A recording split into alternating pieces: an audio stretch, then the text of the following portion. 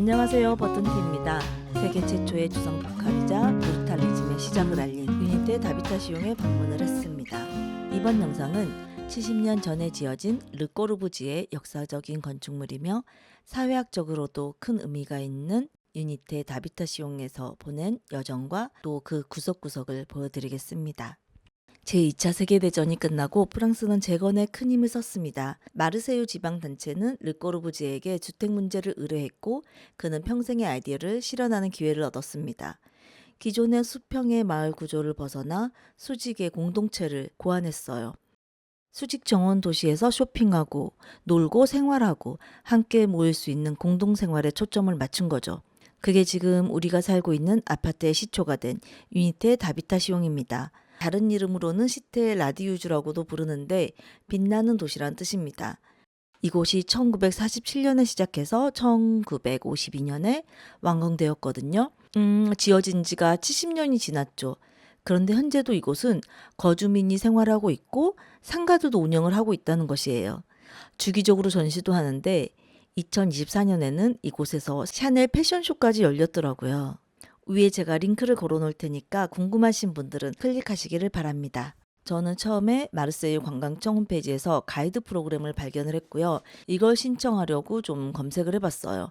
2시간짜리 프로그램인데 1인 18유로였고 영어로 진행을 하더라고요. 외부는 물론 내부도 설명을 해주고 또 당시 인테리어가 그대로 보존돼 있어서 좀 흥미롭더라고요. 그런데 위치 확인 겸 구글 맵을 검색을 하니까 2개 층 정도의 21개의 객실이 호텔로 운영 중이었습니다. 이왕이면 하룻밤을 묵으면 더 좋겠는걸 생각을 했는데 막 보니까 최대 가능 인원수가 2명밖에 안 됐어요. 저희는 4인 가족이었고 그러면 방을 2개 예약해야 되더라고요. 이게 옛날 룸이다 보니까 컨디션이 그렇게 5성급은 아니라서 가격이 좀 부담스러웠어요. 그러다 혹시 호텔 사이트에 들어갔는데 너무 기쁘게도 이곳에서는 4인 투숙이 가능했습니다. 특별히 룸이 다른 건 아니고 같은 룸인데 이제 4인까지 옵션 추가가 있어서 그걸로 예약을 했습니다. 여기는 파리의 리옹역이고요.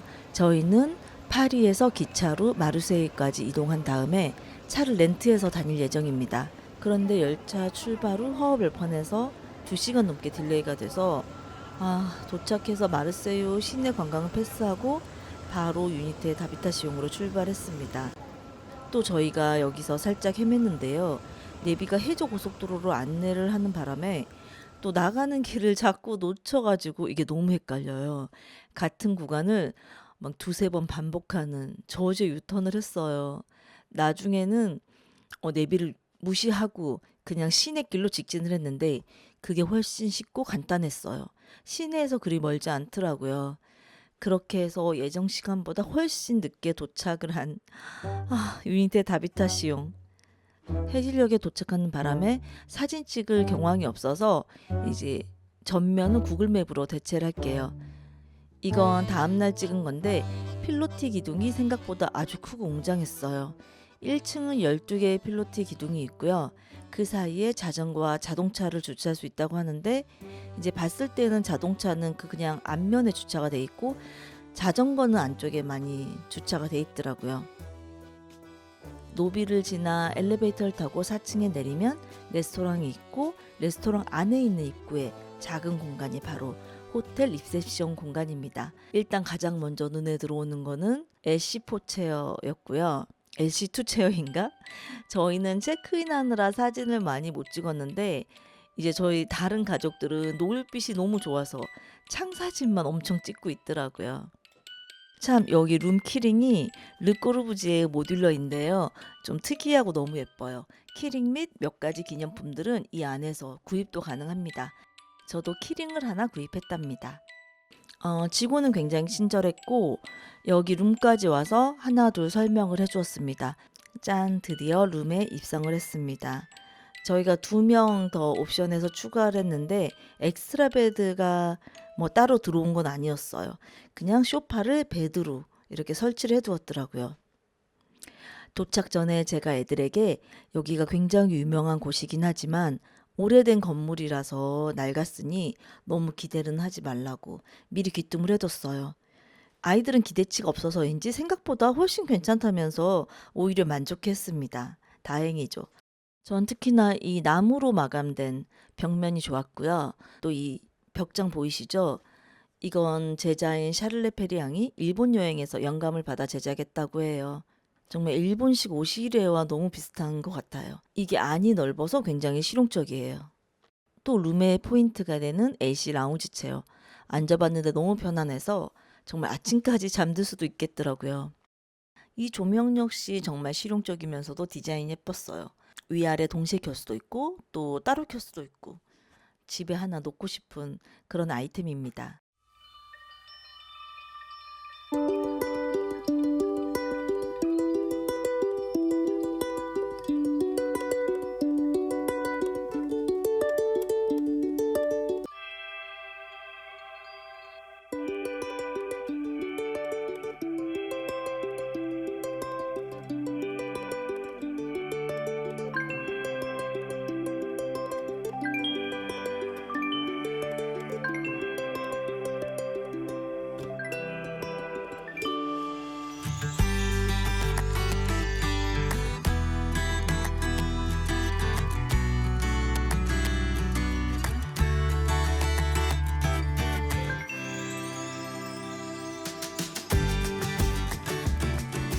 이날 오전부터 비 소식이 있었는데 그 전에 잠깐이라도 산책을 해야겠더라고요.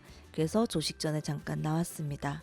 여기 보시면 콘크리트 벽면에 커다란 모듈러가 새겨져 있어요. 꼬르부지에는 인간 신체 치수인 황금 비율에 맞춰 건축을 계산 계획했다고 해요. 그 기준은 건강한 남성 평균 신장인 183cm라고 합니다. 여기 4명 위로 서 있으니까 183 곱하기 4를 하면 되겠죠? 그럼 대략 7m 30cm가 되더라고요. 이 건물이 투박한 콘크리트 박스이긴 하지만 이 컬러들의 디테일과 또 직각 비율이 절묘하게 어우러져서 건물이 참 예뻐 보이는 것 같아요. 초록이 무성해지는 여름이 오면 더 근사해지겠죠? 저희가 머물었던 곳은 여기 4층인데 이런 시멘트 창살을 브리즈 솔레이라고 한다고 해요. 햇빛이 들어오면 그림자가 음계처럼 예뻐지는 그런 창이죠. 여하튼 꼬르부제는 굉장히 과학적인 그런 건축의 아버지인 것 같아요. 이제 드디어 조식을 먹으러 어제 체크인했던 레스토랑으로 다시 왔습니다. 조식 역시 리뷰가 그렇게 좋진 않았지만 공간의 인테리어와 또 전망이 너무 근사해서 한번 먹어보기로 했습니다. 언제 또 오겠어요, 저희가. 그런데 사실 기대했던 것보다 조식 컨디션이 너무 좋았어요. 기대치가 너무 낮았나 봐요. 이제 커피는 아메리카노 외에도 카푸치나 라떼 같은 거를 따로 주문할 수도 있고요. 나름 빵의 종류도 있었고 크루아상 같은 경우는 따뜻하게 데펴주기도 했어요. 햄도 있었고요. 계란도. 아니 제가 불친절한 리뷰도 봤었는데 이게 복불복이겠죠? 직원은 저희가 들어설 때부터 무척 친절했었고 애들이 시리얼을 엄청 많이 이렇게 잘못 조작을 해서 흘렸거든요.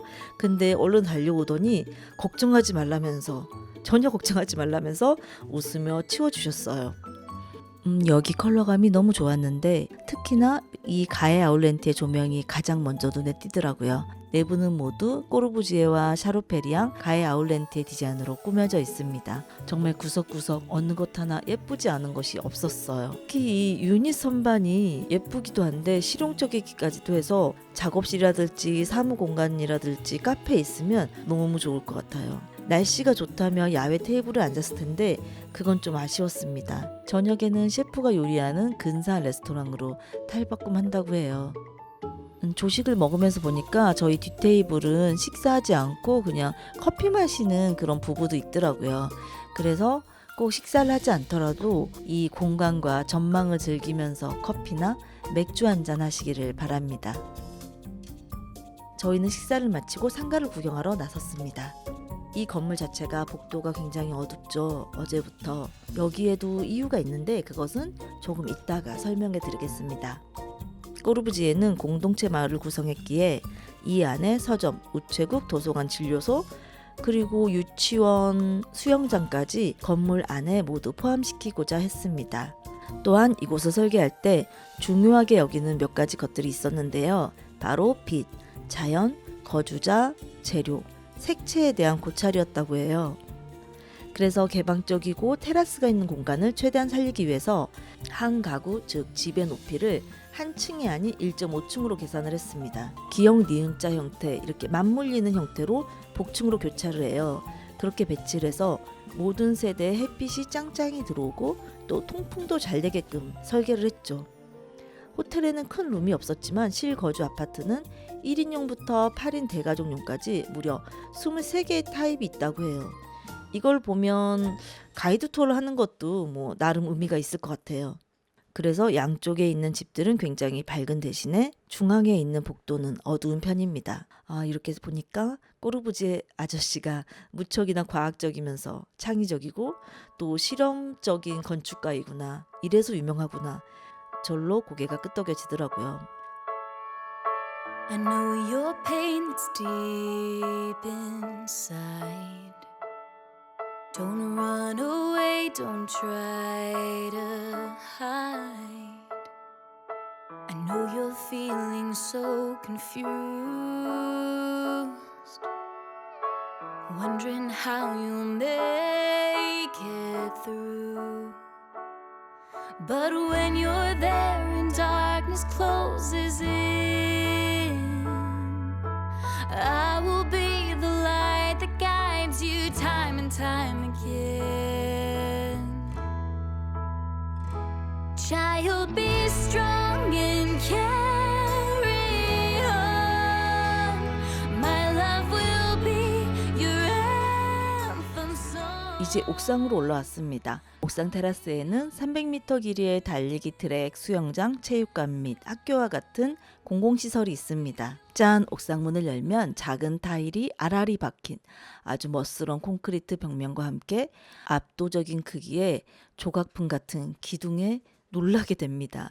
이건 환기구인데요. 꼬르부지에는 선박 형태의 여객선을 모티프로 이곳을 설계했다고 해요. 건물 자체를 커다란 여객선이라고 생각을 하고 굴뚝 모양의 환기구를 상징적으로 만들었어요. 아파트 테라스도 여객선 객실처럼 보이게 한 거죠.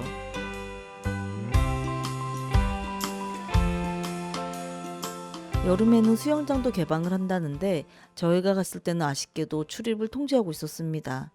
그래도 전망은 기가 막히게 좋더라고요. 날이 흐려서 아쉬웠지만 이렇게 외관부터 내부, 계단, 옥상까지 어느 것 하나 기대에 부응하지 않은 게 없었던 너무나 좋았던 유니떼 다비타시용이었습니다. 그리고 여기서 차로 2시간 거리인 캡 마르탱에 가면 르꼬르부지에가 마지막을 보냈던 작은 오두방 카비농이 있습니다. 이곳 역시 가이드 투어로만 방문이 가능했는데 겨울에는 오픈을 하지 않더라고요. 그래서 아쉽게도 저희는 가보진 않았어요. 하지만 예전에 여름에 왔을 때 그 근처 수영장을 갔는데 남프랑스에서도 아주 유명한 아름다운 해변이 있는 곳이에요. 꼬르부지에도 수영을 너무나 좋아해서 이곳 여름 별장에서 수영을 하다가 심장마비로 사망을 했습니다. 남프랑스 여행을 계획하시는 분이라면 여기 마르세유 유니떼 다비타시온과 함께 캡 마르탱의 여름 별장까지 둘러보시면 참 좋을 것 같아요. 지금까지 시청해주셔서 감사하고요. 다음에 더 좋은 영상으로 찾아뵐게요. 좋아요와 구독은 사랑입니다.